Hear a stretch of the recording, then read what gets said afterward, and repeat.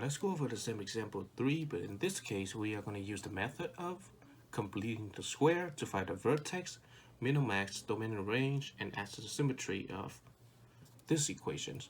So the first step that we want to do is that we want to group the first two functions separate from the last.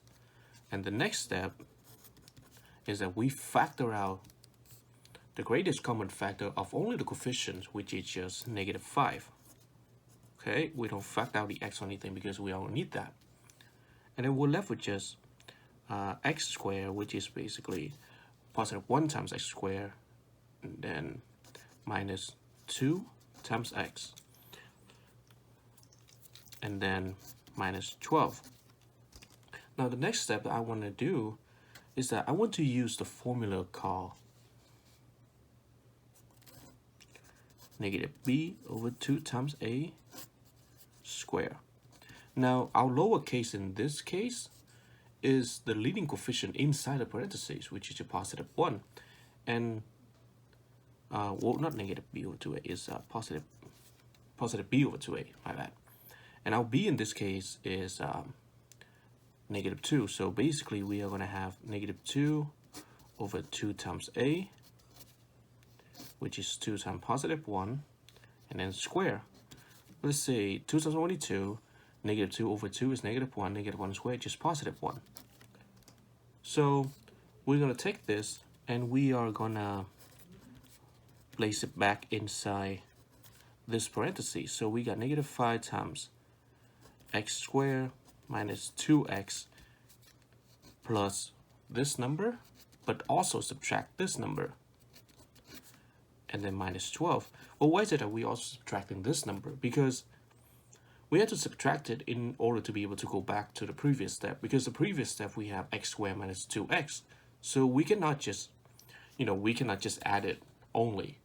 We also have to subtract it so that we'll be able to say that, oh yeah, 1x squared minus 2x is the same as 1x squared minus 2x plus a number, but also subtract that number.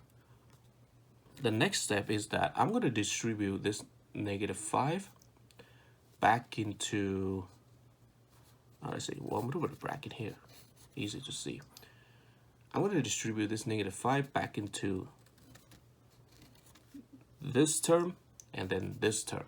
Okay, so I basically separate the first 3 terms inside the bracket, group them together, and separate out the last one, which is the -1. So distributing -3 back in here, I would have what? I'll move down here. I would have -5 times x squared minus 2x plus 1 times, let's see, plus -5 times -1. And of course, keep the -12 at the end. Well, for this one, x squared minus 2x plus 1 can be factored out down to x minus 1 raised to the second power. -5 times -1 is going to be just +6. So hey, guess what? We got y equal to -5 times x minus 1 squared. Oops, I mean this is +5. My bad, not +6. And let's say +5 minus 12 is going to be -7. So this is the equivalent vertex form of this standard form. But guess what? With the vertex form, we'll be able to crank down all of the 5 things that we're looking for. So the vertex, immediately we know that it is going to be +1 because there's a minus sign, just like in the general format of the vertex form, comma the y coordinate of the vertex, which is -7, because we have the minus sign here, so we have to recognize the fact that -7 is the same as plus -7. But guess what? That's the same as what we have up here. What about the axis symmetry?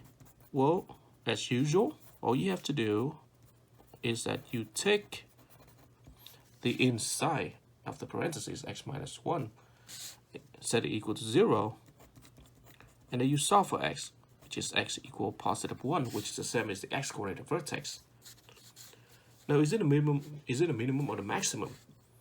Well, algebraically, it is going to be a maximum because you're transforming this function by vertically reflecting it by multiplying by a negative number, which is -5. So of course, that's the algebraic way of determining whether you're going to have a maximum or a minimum. And so your maximum is going to be at y equal -7, or more specifically speaking, your maximum value is going to be the y-coordinate vertex. But graphically, how do you determine that? Well, one is that you graph out your function. Two is you reflect it downward, again, because you're reflecting it vertically by multiplying this function by a negative number on the front.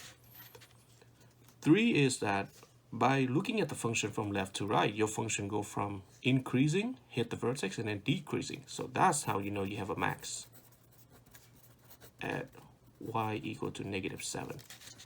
Okay. Now what about the domain and range? Well, the domain, again, algebraically, since we don't have any denominator, that means we don't have to worry about any part of discontinuity because we don't have any point of discontinuity in this case. So we can take any x value, plug it into a function, and we'll be able to crank out a corresponding y value of that specific x value.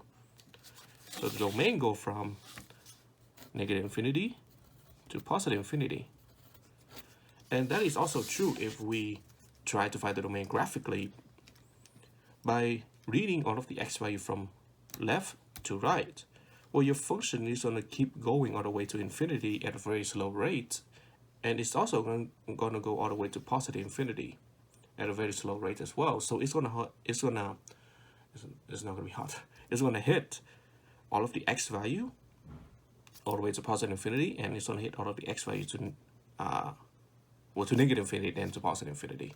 So that's how you know the domain is that. Well, the range can be found by graphing out a function and by reading all of the all of the y value from bottom to up. Well, by doing that, you know that your range is going to go from -infinity all the way up to the highest y value, which is -7. And since there's no point of discontinuity at y equal -7, we include the bracket at that highest, at the right end point of the range in interval notation. And yeah, that is how we find all of these 5 things by completing the square.